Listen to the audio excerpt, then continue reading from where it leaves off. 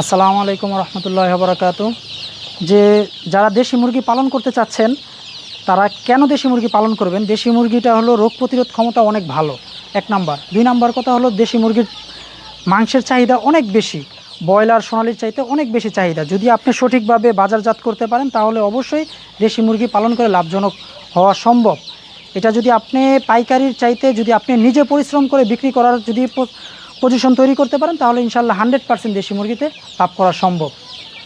আমি সর্বপ্রথম আপনার গিয়ে 45টা দেশি মুরগি দিয়ে শুরু করছি। এখন আপনাদের দোয়াতে প্রতি মাসে আমি 20 থেকে 25,000 বাচ্চা উৎপাদন করতে পারি। আমার এখানে এক মাসের বাচ্চা আছে প্রায় 6,000 বাচ্চা আছে। আবার আরেকটা সেটে আছে আপনার গিয়ে জিরু বাচ্চা আছে, আরেকটা সেটে মাংসের মুরগি আছে।